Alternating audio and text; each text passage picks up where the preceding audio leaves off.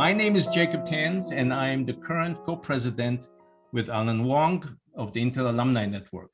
We are honored and excited to sit down for another conversation with Avram Miller, ex-corporate VP of Intel Corporation, who with Les Vedez founded Intel Capital. Avram just completed his new book, The Flight of a Wild Duck. A digital version of the book is available to pre-order on Amazon and will be generally available in September.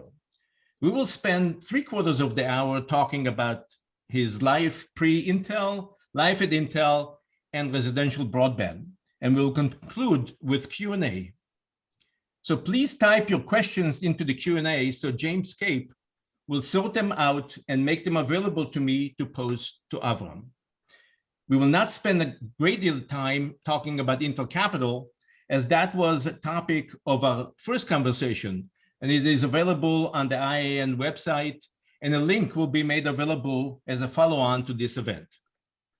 We will focus on this new book and other accomplishments at Intel. We absolutely want questions, so please note that we especially want short, concise questions in the Q&A.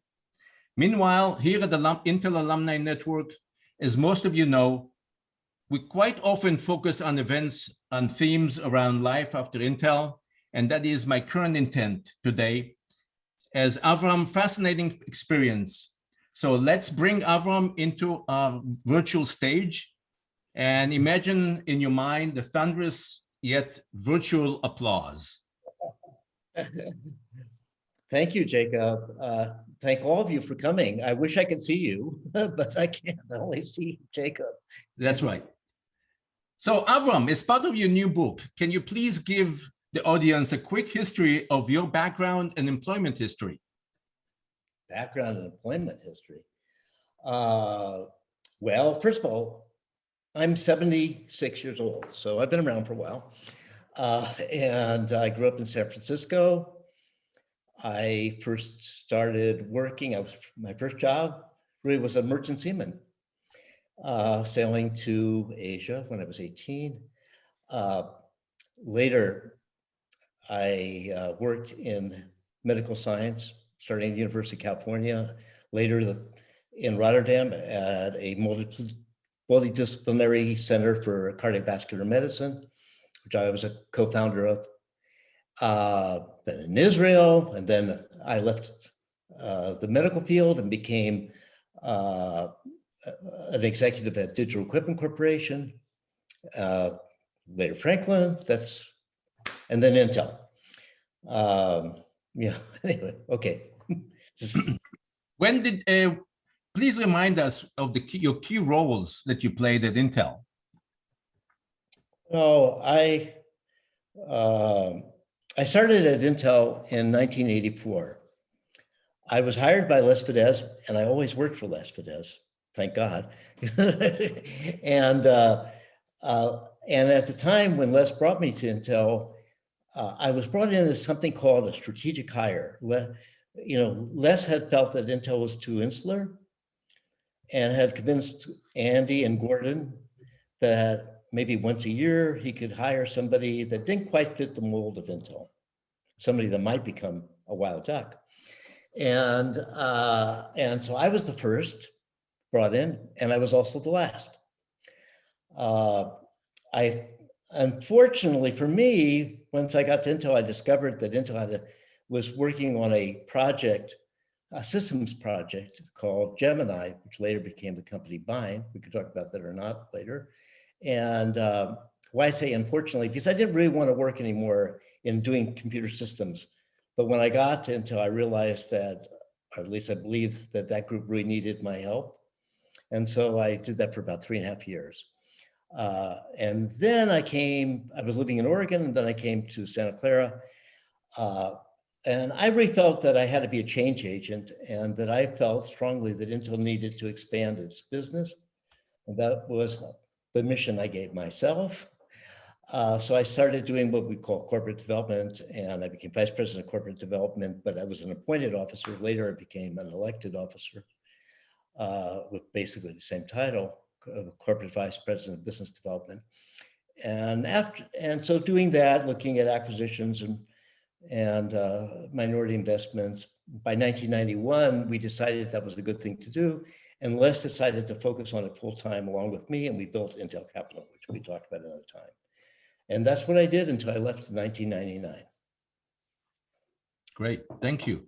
So you just finished writing your book, The Flight of the Wild Duck, which I understand will be available for sale in September. Can you tell us why you called it The Flight of the Wild Duck and whether that title is an honor or a misfortune? Well, the reason it's called that, I was looking for a title, and I was communicating with Renee James, who, as most of you know, ended up as president of Intel.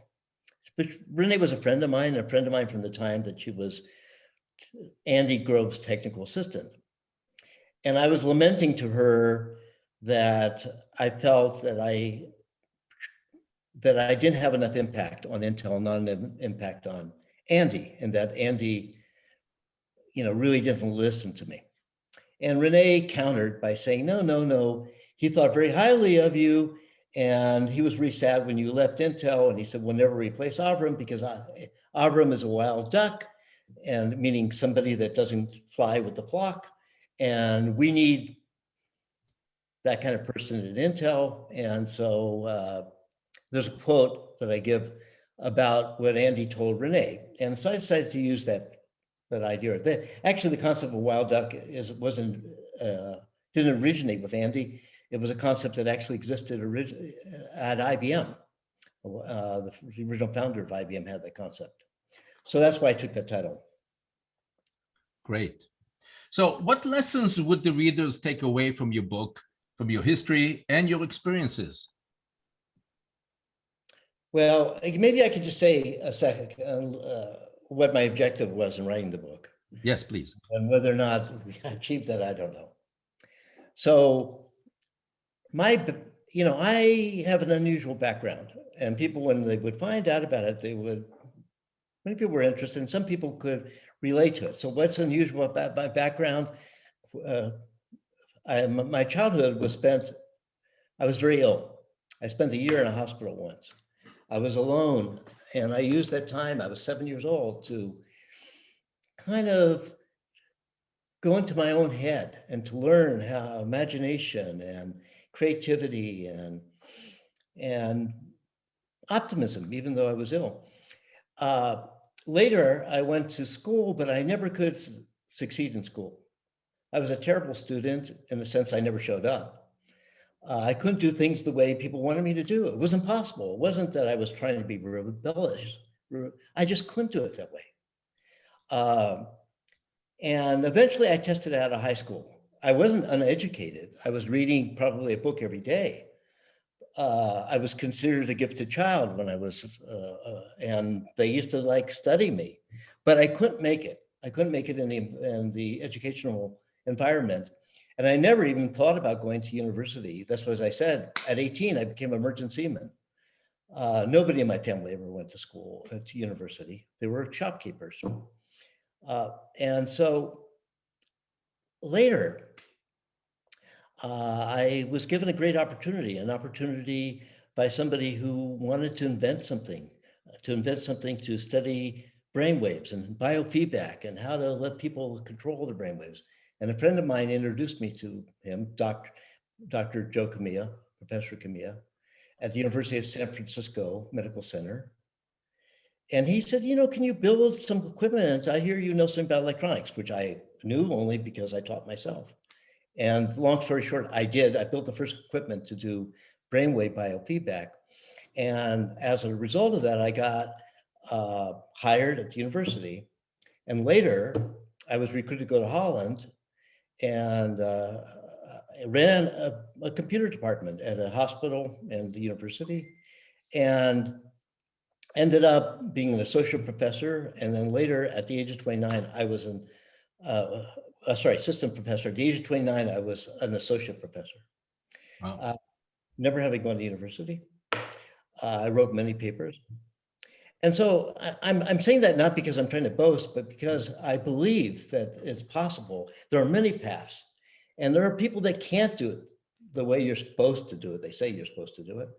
And I hope to share my experience with them, to give them a feeling that maybe they're okay, or maybe the parents of these people, that your child can be okay. Just believe in it.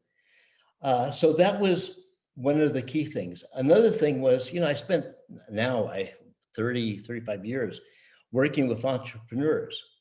And I learned a lot of things about entrepreneurs and about startups, and I wanted to share that. Partly because people were always asking me for advice, and when I started writing the book, I could say to them, I'd love to give you advice, but I'm busy writing a book. And now that I have a book, I can say, you should really read my book. But I was lucky also. I lived through two major transitions in the computer industry: the mini computer to the PC, and the PC to the internet. And I was part of all that. And I know a lot about that. And I was in the meetings. I'm not a journalist. I'm an insider. And that history is important. So I wanted to document it. But also I wanted to express the things that I really believe. So the importance of intuition, of imagination, of creativity, of trusting yourself, of being willing to take a risk. I just felt I wanted to share all that. And that's what I did. I hope I did it successfully.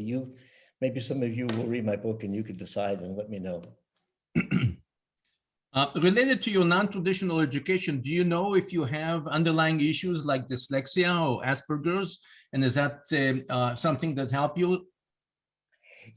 I don't know that. I don't think I have that exactly, but I did have some problem.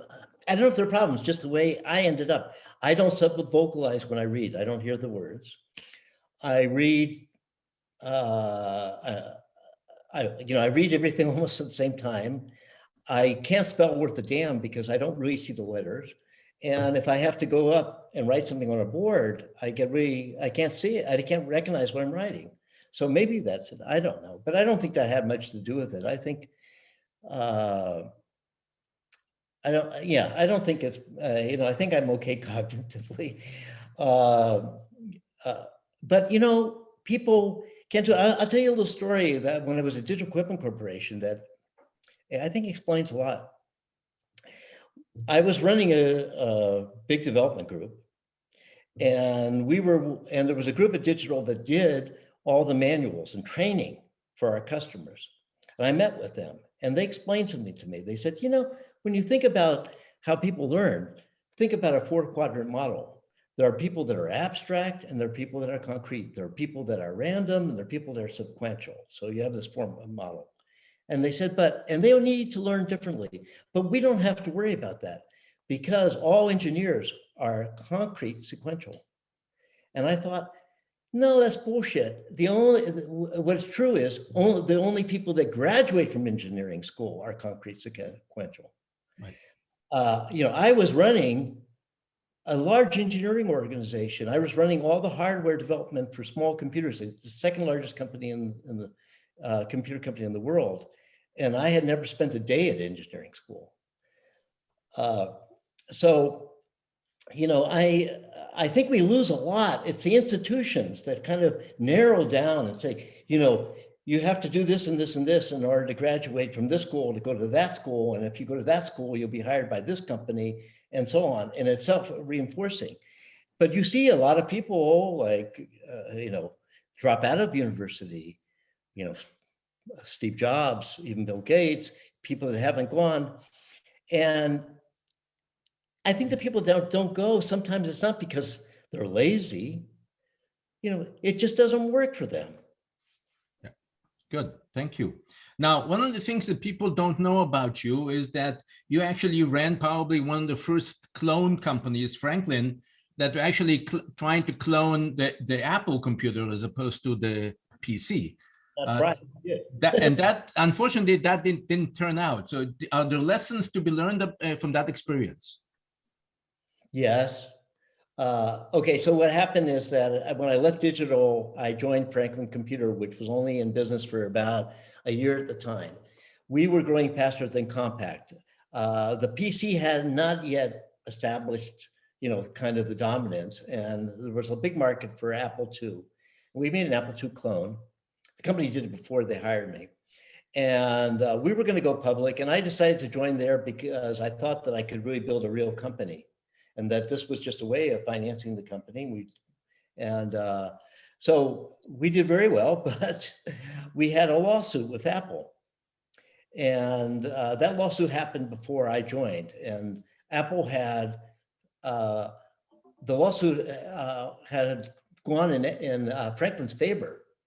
But Apple had appealed, and it's a long story, but they decided the appellate court wanted the case to be reheard because they didn't agree on all the matters of law that the lower court judge had used. So one thing I learned, I joined because the lawyers from Franklin told me there's no way we could lose the appeal. So one thing is, don't believe lawyers. The second thing is that the company got into trouble because after that, we had a big line of credit with the bank, and the bank decided they want to continue. And so another thing I realized is that, you either have to borrow a lot of money or borrow no money, because you can't let, and then I learned something really important about myself. So I came into that company thinking I'm a really smart guy and I'm a great strategist, and I'm going to take this company and we're going to raise a lot of money and go public, and we're going to build out a real computer company. We're growing faster than Compact. We can become a major force in what Andy would call the new computer industry. But once we started having problems because of the bank, we were profitable, but when the banks no longer funded us, we really had to sell inventory and do all kinds of things. Anyway, the world had changed. The company didn't need a strategist. It needed somebody that had experience in doing this kind of thing. I didn't have any experience. I didn't know what I was doing. I mean, I really didn't know how to handle the situation. And and after that, I realized I don't ever want to be the CEO of a company. That's not really what I want to do, and it's not really what I'm good at doing. And so that was a big lesson for me. Good, thank you. So I want to switch gears for a second and talk about a topic that you and I know well because we both work together in the residential broadband market. And can you, in a few minutes, describe what is residential broadband, or how you define that marketplace, and how you define what it is that you created, and then we'll go into the details of some of that. Yeah, okay. So when I joined Intel, I had a secret ambition. My ambition was to work in the consumer market. I really was interested in what was going to happen in technology and consumers. As I mentioned earlier, that's not what happened. I ended up working in computer system business, similar to what I was doing when I was at Digital Equipment Corporation. But when I finished that, and we launched Spine as a joint venture between Intel and Siemens, I asked to be able to move to Santa Clara and to work in business development. And I did that, and then I went on a sabbatical, and I came back from the sabbatical, and I talked to Andy, and I said, Andy, I really want to work on the consumer market. I told Les that too. Of course, Les was more open to it. Andy said, there is no consumer market for computers. This was 1990, to the end of 91, beginning of 92. No computer market for computer. I said, well, I think there is. I think there will be. And Andy, to his credit, said, okay, you want to waste your time? Go ahead. But nobody can help you. You can spend your time doing it, and he would tell everybody, don't spend any time with Avram on this. And so I told everybody, fine, but every Tuesday I'm going to sit in this conference room and I'm going to think about the consumer market and have lunch. And pretty soon the conference room was filled with people that were interested in the consumer market. So I was doing that. Andy knew that. One day, and this is really interesting, one day Bill Gates calls up Andy Grove And he says, Andy, we're really interested in the consumer market at Microsoft. And we can't find anybody at Intel that's interested in it. So you don't mind if we work with AMD on this particular thing. Now, Bill did that because he knew that that would engage Andy. Andy didn't want Microsoft working with AMD. And so Andy says to Bill, what do you mean nobody's interested? Avram Miller, do you know Avram Miller? Yeah, Bill said, yeah, he knew, I knew him since he was 25. I knew Bill since he was 25. Bill said, yeah, of course I know Avram. He's working full-time on the consumer market. So Bill says, send him up to Redmond, and have him meet. It was Rob Glazer, who was my counterpart, who then went off to do Real Networks. And Andy then calls Les, talks to him. Les says, hey, go up and talk to Andy. I talked to Andy. He says, explains what happens. He says, go up there. And he says, I don't care what you do, keep them away from AMD. So we formed and then they were working with a company called General Instruments, which was the largest supplier of equipment to the cable industry. And we began to work, the three of us. And we created a project. The people that were doing it, Tom France, who was in Arizona and was working on it. And we created this project, which we called Pandora's Box, which was a set-top box. And we started working on this thing with General Instruments and Intel and so on. And then after about 6 months, so during that 6 months, I really got an opportunity to learn how the cable industry worked. I don't mean just the business stuff. I mean, physically, the technologies. I understood it. I was educated by them. And I realized there was no way to build an interactive set-top box that would hit their price point. And also, it was clear to me that it wouldn't really work. I mean, the television was a lousy device for this. It didn't have enough pixels. People didn't really want to be interacting in their living room, except if they were kids with game machines. So the guy who was the chief technical officer of General Instruments, Matt Miller, not my relative, but my friend now, Matt and I were meeting once. We actually met up in Gordon's conference room, which is the boardroom. And I said, listen, this is never going to work. And Matt agreed. And then, because you need too much computing power to really do this. And then I said, but people are buying computers. Why don't we connect the computers to the cable system and to the internet and, basically cable modem. And so we started a project to develop a cable modem. We got help from the Intel architecture labs. There was a group that had been kind of closed down. They were doing development systems in Arizona under Matt Dietelm. I got permission to fund them.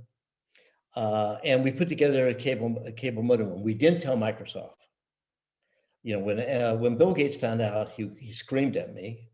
I won't say what he said, what he called me, but you can if you know Bill, you can imagine.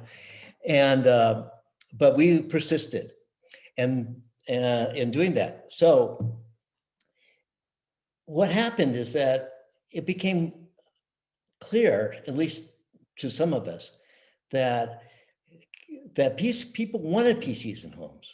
People were buying PCs, and they were connecting to online services like AOL. And AOL was starting to see some real growth. But the limiting factor was the bandwidth, which was at that time these modems that were like 28K and whatever. And that there wouldn't be any need, we were trying at Intel to figure out how to make sure that people needed more and more powerful computers. And the limitation would be the bandwidth. And so so this became like a real mission for a number of us. I know it's funny that most people in Intel didn't know that was happening, but a number of us started working on this and working with the cable industry. Now, it was hard to get the cable companies to do this because they said they were in the cable television business. They looked at their, they were in the home, they were in the living room.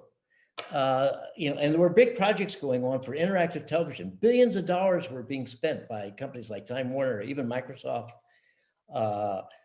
Oracle, Silicon Graphics, or all this kinds of stuff going on. The target was the interactive television. And we started a campaign in Intel called The PC Is It. And so we were the only ones that were out there really saying, no, no, no, no, it's not the TV, it's the PC, it's the PC. And in order to make that happen, we had to do a lot of things. And so I didn't see our function as building a modem. We did it. We built a modem. We built good ones. But it was putting together the whole ecosystem to convince the people that were developing, to convince AOL and Prodigy and Quick and Intuit and all the companies that were out there at the time, to get the software out there, to get the work with the press, to get people to imagine this thing was going to happen. And then we needed to get competition for the cable industry. So we started developing DSL, and Intel was really the driver of DSL. And it was done out of the Intel Architecture Labs. Really, they were our partner in business development. And so it was the phone companies. Now, the phone companies didn't move very quickly, but they did provide some degree of competition. And so, but it took a long time. It took 7 years from the time we first demonstrated a cable modem at a cable show to there were 1 million people who had cable modems in their home. Great. So how significant was this accomplishment? I mean, to Intel, to the industry, to humanity, do you think that it made a difference? Well, you know, you can always say, I mean, look, it would have happened anyway. I can't imagine that it wouldn't have happened. When would it happen? Would it happen at a different time? You know, maybe we made it happen a few years faster. I have no way of knowing, okay? I would never say it wouldn't have happened otherwise. Of course it would have happened. But here's the thing that one has to keep in mind. You know, things displace other things. So if we hadn't done it, it could have been something else and not a PC, in which case it would have had a major effect on the future of the internet. You know, listen, I can tell you, the cable companies, when we first started thinking about it, they saw it the same way as they saw network television. If you wanted an application, you went to Comcast. So we had to open it up. Listen, the role that Intel played was extremely significant, but it's very hard to go in and say, this wouldn't have happened or that wouldn't have happened or whatever. The other thing that happened for Intel's benefit is we made a ton of money. We invested in everything that was going on in this, and we did really well, you know, making billions of dollars in corporate development. But more importantly, we sold a lot more personal computers to homes, and the home became really a critical part of Intel's business. And that might not have happened. Yes, thank you. So actually taking it to today's environment, how critical is residential broadband in the US? And is broadband a right or a privilege? Well, you know, of course, that's a philosophical, political, whatever. But okay, what happened is we created a new medium.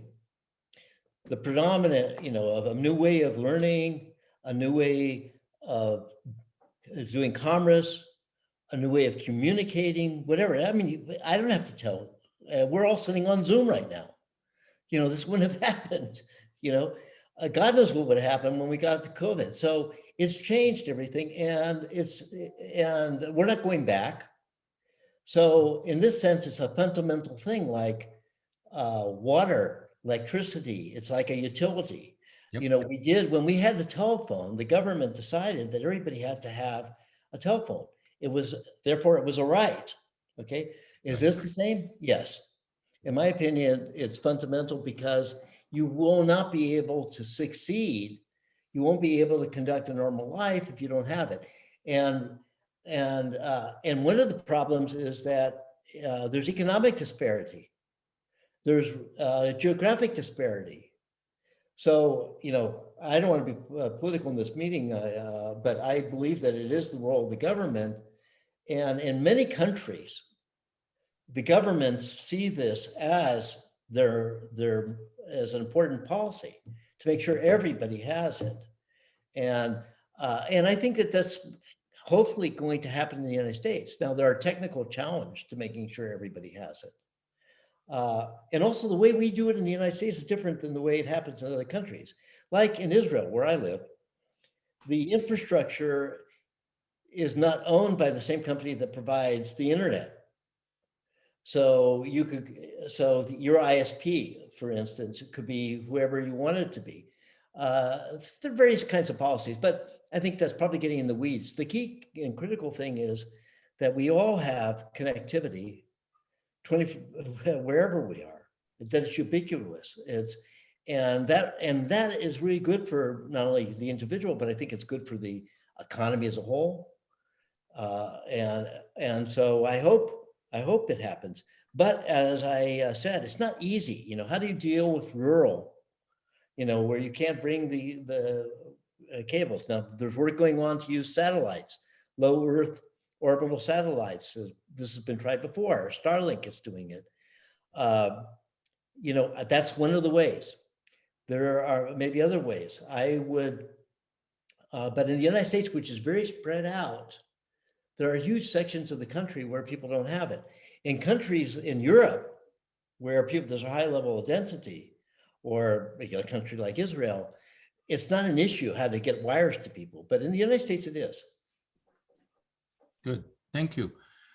Yeah, I believe that, you know, it is right, and I think that the accomplishment of residential broadband has brought the current reality, especially with COVID, where people are working from everywhere and people are actually moving out of Silicon Valley to other places so they can actually work from afar, and they don't have to come to the office to be able to do the same type of work that they can do at home. So absolutely, I think it became a major player, and I think it's definitely a right, because I think that without it, nobody, you know, kids cannot learn, and kids cannot keep up. So let me change a little bit and go back to today's environment. In your book, you write a lot about gone through a number of CEOs at Intel, and the latest one, Pat Gelsinger, just joined Intel. What advice would you give him if he was to sit down with you either on a one-on-one or over lunch or dinner and ask for your advice about what he should be doing as he takes over Intel? Well, first of all, I have to admire Pat for having the courage to take this job. Because I don't think Intel's in a good situation. And I think it will be a great accomplishment if Pat's able to right the ship, without spending a lot of time about how Intel got to where, unless you want to, how Intel got to where it got. But I think it's a bit, but I thought a lot about these issues generally. So the problem that a CEO has is, a CEO, especially in the situation that Pat's in, is that there's so much that you have to do. How do you, and you get focused on the short term. And Intel used to be kind of like two things. It was very short term oriented in its business. I used to joke that SLRP, the strategic long range plan, 3-year plan, was last year, this year, and next year. And people were refocused on the business, and Andy was very focused as the CEO. But in the manufacturing domain, it had a long-term strategy. It was very long-term focused. It was developing technology for products that we didn't have, for markets that we didn't have. So that part happened. But I think that when it comes to the business, how do you right the ship that Intel has now, but also how do you identify new opportunities and where it takes imagination and so on. Now, I think the role of business development and corporate development and Intel Capital is very big for that, because I think startups are sort of the research lab for industry. You can't afford to do too many things internally, but you can afford to invest in many things externally. And so that can help you. And some companies were really good at doing that, better than Intel. Cisco was really great at doing that. Investing companies, learning, bringing those companies inside later, bringing the additional managers and whatever. So how do you do that? I think that Pat needs to have good advisors. I think you can't just rely on a chief strategy officer. He has one, I think, and he may be a great guy. I don't know him, but you need to find a mechanism by which you can get a lot of information about the future. And you need people that are curious and creative, and you need to be able to make lots of little bets because you don't know which bets are going to pay off. And so we were to go and look at, let's say 10 years from now, what is the opportunity for the technologies that Intel will have 10 years from now? What's the intersection? But people are very bad at looking at the future. They tend to think, the past, there was a lot of change, but the future is going to be like today. Right. And it's not. So I don't know. I hope Pat calls me and asks me, but I don't know he will. We're in touch sometimes. But I think he needs to do both things. If he doesn't do both things, then Intel will never become the Intel that we all experienced in the past. Good. So question here, what inflection point did Intel miss from your perspective? The inflection point.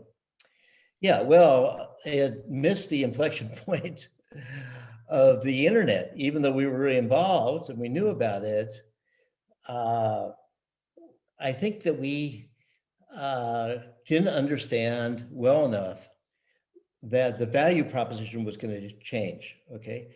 And, Intel was lucky, and I talk a lot about in my book about the value of luck. So I always say there's two things that make a company successful. One is being lucky, and the other is not mistaking their luck for being smart. And so Intel was lucky. Intel didn't create the personal computer. It recognized the personal computer. And it recognized that it had an opportunity. And it built a tremendous and amazing business. The execution was almost flawless, not always flawless. We had the math error and so on, but by and large flawless. But it didn't have a vision for beyond that. And the vision for beyond that was, we were so integral in creating it. It wasn't like we didn't know it. We knew that what was going on with the internet, but we didn't know what to do about it, I guess. And I think that, we, part of the problem, and I know, I don't want to ding Intel because I think Intel is an amazing company, but we were so insular. So the thing I talk about in my book is that in 1998, on the annual report, there were 28 corporate officers. I was one. There were only 2 women also. I was the last one to join. So it's very hard to move into these new areas when you don't have new people. So I think that anyway, I answered the question, I think. That's right. Thank you. So there was a question from the audience about acquisitions, and there are a number of companies that Intel had an opportunity to acquire, and a number of investments that Intel made that worked well. What do you remember from your days since you were running Intel Capital? And especially the question specifically is about Cisco, but are there any other companies besides Cisco that Intel had an opportunity to purchase and either passed up or did not execute? Yeah, well, in the beginning, I was really focused on, when I first went back to Santa Clara, went to Santa Clara in 1998, I was really focused on acquisitions. That's what I thought my job should be. And minority investments, yes, but mainly acquisitions. And I wanted to do acquisitions in the networking business because when you want to try to expand, something called vertical integration, where you either do what your suppliers are doing or what customers are doing. And vertical integration for Intel would not have been good because we would have been PC manufacturers, and there was no margin in the PC, and we just would have made those people unhappy. And we couldn't go in the software business because Microsoft, same kind of problem. That would have been a horizontal integration. We could have gone and made disk, but there were no money in disk. And so the place I identified where I thought, and also we had no direct sales to end users. So I identified the networking industry as the place. And we actually had a big program for a while looking at, and I got the board of Intel agreed to look at this. And we did look at Cisco, and we looked at 3Com, and Cisco, you know, Andy thought that Cisco was too expensive, and he thought that 3Com was too screwed up. And that's when I said to him, "I got it. We can't afford anything we like, and we don't like anything we can afford." But that was more or less true. But then I did do some acquisitions, and the problem with the acquisitions, I was doing that in order to bring some talent in the company. So I went to acquire some smaller companies, but the Intel culture was so strong. I say the antibodies would come out, you know, and attack the foreign object, and the executives of these companies who were used to being respected and so on, they would leave. So after a couple of years of doing that, it was clear to me acquisitions, in my opinion, would not work at Intel, and I stopped participating in them. And they didn't really happen again much until about 1998, when we started doing them. They started happening in the systems group in the communications area. And I wasn't that involved, and I don't want to opine on them. I don't think they were successful from what I can see, but I don't really know. Great. So I have a question that has to do with some of your background. You know, a lot of students are spending a lot of money and a lot of focus on college admission. And as you said, you know, college is not for everybody. And the focus should be, you know, whatever works for the individual. But do you feel that online learning is the right way to go? Or what is missing in this learning ecosystem? Yes. Well, first of all, I study every day online. And I only wish, I wish to God I was born now. Because when I was a kid, a sick kid, you know, all I had was books I could get and some radio programs. I used to listen to some science radio programs. I didn't have access to what we have now. Now it's fabulous. And now I think there's important things that happen in school that don't happen when you're studying by yourself. And a lot of that has to do with socialization and working with others and so on. I don't think that, although some of that could be accomplished online, but you need and I think, I don't know what kids, you know, college age kids do. I don't really know, actually. I mean, I know they interact socially a lot on, you know, Instagram and Facebook and God knows what else, you know, they're doing, but I'm not sure that this has much to do with studies. I think that we need to rethink our institutions. I think all of our institutions are broken. And that you know, the institutions have not made it into the 21st century. Healthcare, our political systems, our universities, they're stuck in an old model of the industrial age. Good. Okay. I want to talk a little bit about IoT. And, you know, IoT is a major opportunity for some people. What do you believe the opportunity is? And what about artificial intelligence? How does that fit into the picture? Oh, let me start. So the Internet of Things. Okay, so everything will be intelligent. So bang, that's, you know, we could say, you know, everything is becoming intelligent. Now, how intelligent, I wish we could come up with a different word for it, because I don't think they're really, you know, I don't think my doorbell's really intelligent, but anyway, it's connected. So, but it's when it's, so, oh, you know, let me give an example of that. Maybe it's a bad example, I shouldn't do it, but anyway, in Israel, we have something called the Iron Dome. And the Iron Dome are missiles that can take down rockets and other missiles and airplanes and so on if we're attacked. But the Iron Dome is a computer system. That's not, you know, it's not those missiles. The missiles are just what the Iron Dome is controlling. The Iron Dome is a very intelligent artificial intelligence system that's looking at everything that's going on and trying to determine where a missile might go and whether or not it should be taken out or just let it go or whatever. You know, it's an example of like a collective intelligence that's going on. And it's got information, all kinds of inputs and whatever coming to. And it's like traffic will be like that. You know, we won't, I mean, once we can get people to stop driving cars and they can become automatic, the whole traffic situation will be different. So opportunity, yeah, I mean, we will have more and more, everything will become, I don't want to say intelligent, but connected.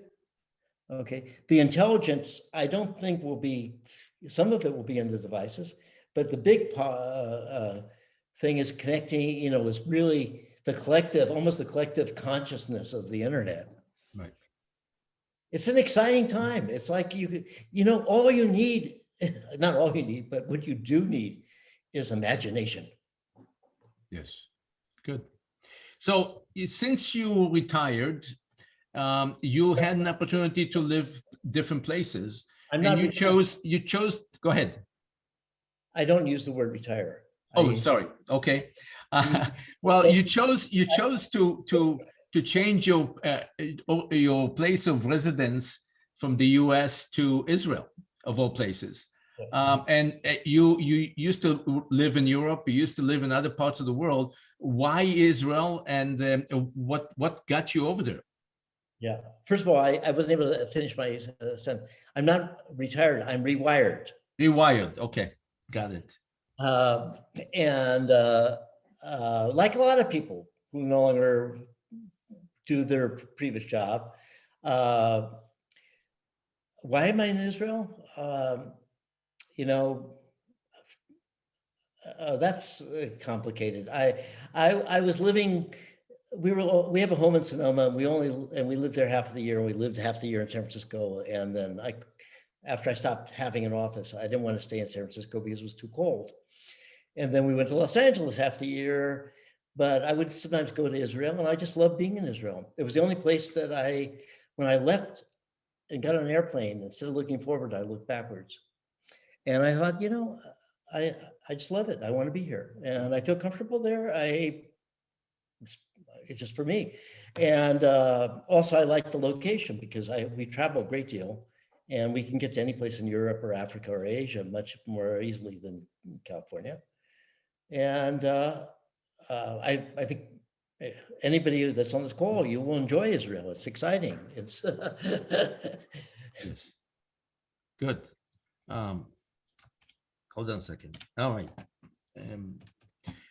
Good. Well, so you wrote the book. How long did it take you to finish it? You've been writing it for many years, I believe. Well, yeah, 3 years. And I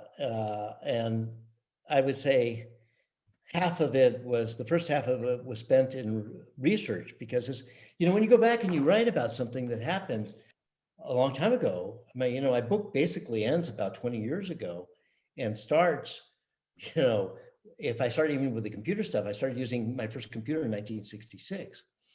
So, you know, you can't remember everything perfectly well. And even when you talk to people, their memories are kind of screwed up too. So you have to do a lot of work to really get factual, because I wanted to be as accurate as possible. I'm sure I made mistakes, but I really worked at not making them, making sure the dates are right and the people are right and whatever. I collected more than 2,000 documents. Some of them are, you know, press releases and things on the internet. Some of them are actual internal memos from companies. And I organized all this research. So I did a lot of research. I interviewed 70 people, about maybe a little more. And then I started writing, and I wasn't quite sure how the book would evolve. And there was also something I wanted to do in the book that I didn't do, which is important to mention.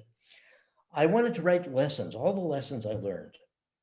And I have about 100 of them. And I wanted to write every lesson on one page, but the book became too big. It was 340 pages. And also I needed to finish. So I decided not to do the lessons as part of the book, but will be on the website that I have for the book, which is wildduckfly.com. And people can subscribe to the lessons, and then as I write the lessons, they'll get a notification. They can read the lesson if they want to. And when I get to the 100 lessons, I'm going to publish them as a small book. Great, thank you.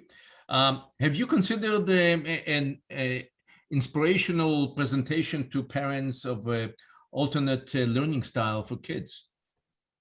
I haven't considered it. I don't know what I would, I'm not sure. So I'm always reluctant. I mean, I'm sort of giving advice about it, but I'm giving advice when I say that if your kid can't make it, then let them go a different way. I'm not saying your kid should go a different way if he can make it, and normal way. And I'm not sure how unique everybody is. I only have my own experience. So I can talk about my experience, and but everybody has a different one. So I mean, I would be very sympathetic to because I have empathy for the parents. I guess I have empathy for the parents. I mean, I was the kid, so I have actually empathy for the kids. And I love to talk to them about it because, I'm not sure, what parents should really do, other than don't judge your kids, love them. Yes, that's a good one. Thank you. So what's next for you? I mean, I know that you're going to be promoting your book and whatnot, but what do you have any major big project that you are focused on? And also, what would be one ask you would want of the Intel Alumni Network? Okay, well, those are two different questions, so I'll take the first one. Yes. So I will put more material. First of all, right now I have to kind of market my book. By the way, I would appreciate it if all of you would buy my book that are listening to this. Because people, especially when it first gets out, because then the Amazon starts to promote it and whatever. And I don't really care about the number of book sales, but I do care about having some impact. And I would really like the book to help some people. But so some things are like outtakes. There were things I wrote about in my book. For instance, I wrote about PCEO. I wrote about ProShare. I wrote about the development of personal digital assistants, which was a big area of failure. I wrote a bunch of things. I took them out of the book, and I'm going to put them up as essays. And then I'm going to put my lessons up. So that will go on at whatever pace makes sense to me. And then I don't know. I mean, first, it's hard to say. The world's so weird right now with COVID and things. I might go back. I always wanted to, I studied music composition, and I played piano, and I always had in the back of my mind that I would write. I'd like to write the soundtrack for a documentary, which is but a small one, a short documentary, and I'm wondering. I always found it hard to do because I didn't. It's hard work. But now that I did the book, which really required a lot of discipline, maybe I have it to do in music. I don't know. And then finally, I don't know. I have some ideas I've tried over the years to deal with some of the issues between the Palestinians and the Israelis. And I think with the new government, I might be able to get something to happen. I don't know. I might try. And I'm still doing the work I went back to doing work in medical and healthcare. So I've been very involved in the development of a device for sleep apnea.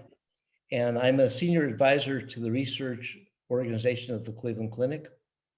And I've been helping like healthcare, because I think when you get old, you start worrying about your own. And it's nice to be connected to a lot of medical people. Yes. So we have 5 minutes left. By the way, I just have a comment here that somebody just bought a copy of your book, so you just made another sale. Oh, So, I did. but there is a question about whether you care to comment on the current political environment with China.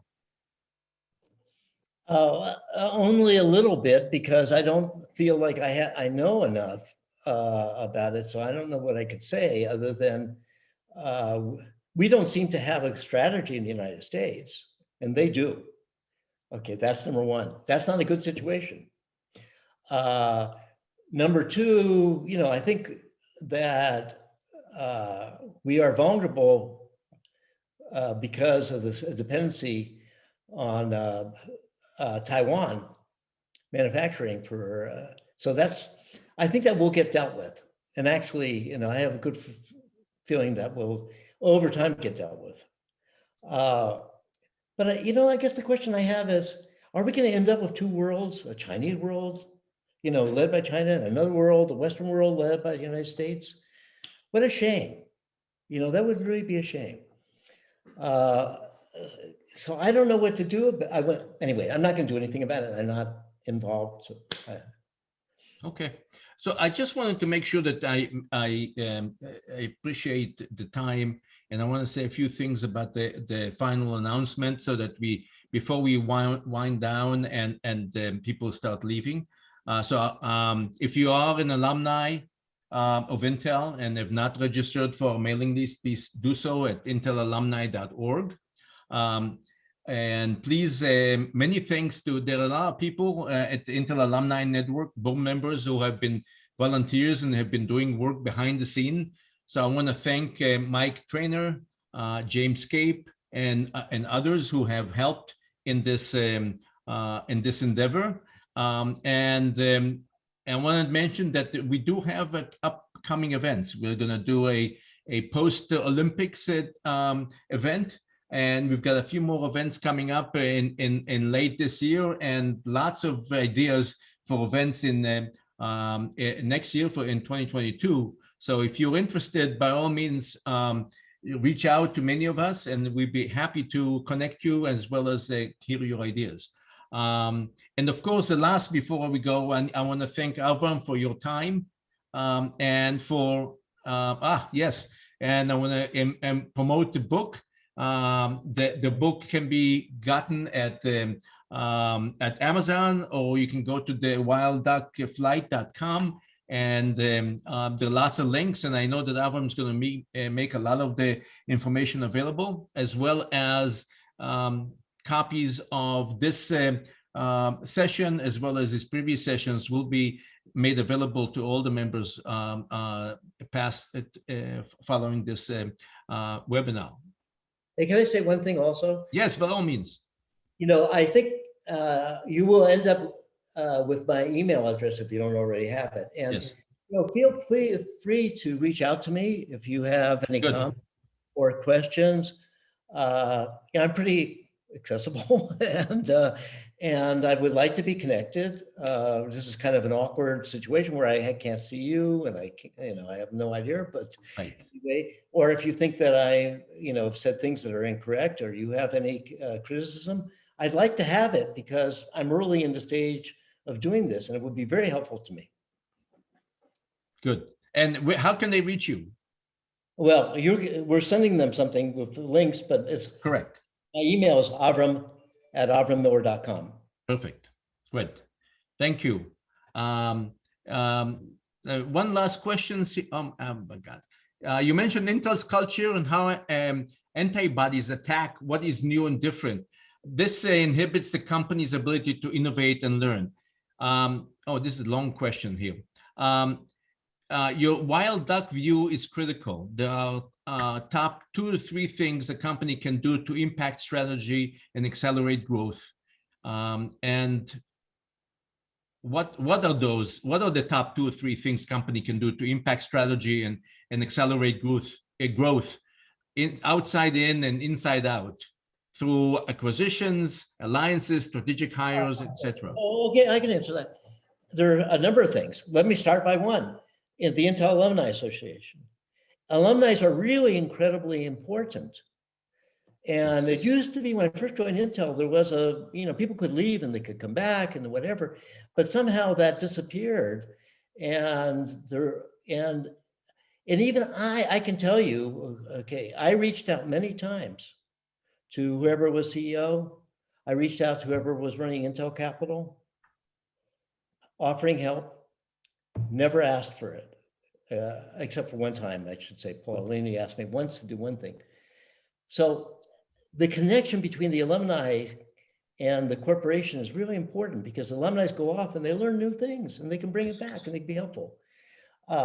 The role of, it's important that corporate venture capital be seen as a strategic tool, not as a financial tool. Yes. And that's extremely important. I think that relationships with all kinds of people, being a little more extroverted, like Intel for a long time didn't want to have its executives be members of boards of other companies.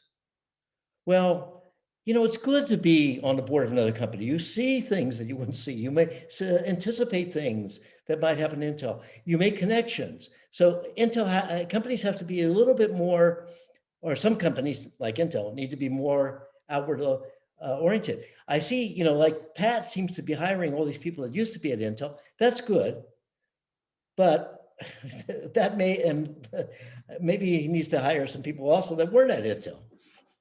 Yes, thank you. Good. And so we've reached the top of the hour, and I know people are going to start leaving. We will stay for a few more minutes here if there are any more questions that may come in. But I wanted to, again, thank everybody. Thank you, Avram Miller. Thank you for the members who worked with us in the background. And Avram's contact information we've made available to everybody, along with links to many of his blogs, as well as his book, as well as him personally. So if you're interested in that, please reach out. And we at Intel Alumni Network always looking for volunteers, always looking for additional resources. So if you are interested in participating and are interested in helping, by all means, reach out to myself or to other members of the board. And we're more than happy to get you involved and get additional thoughts and additional events created. So thank you for that, and have a wonderful day and a good weekend, and we'll talk to you soon.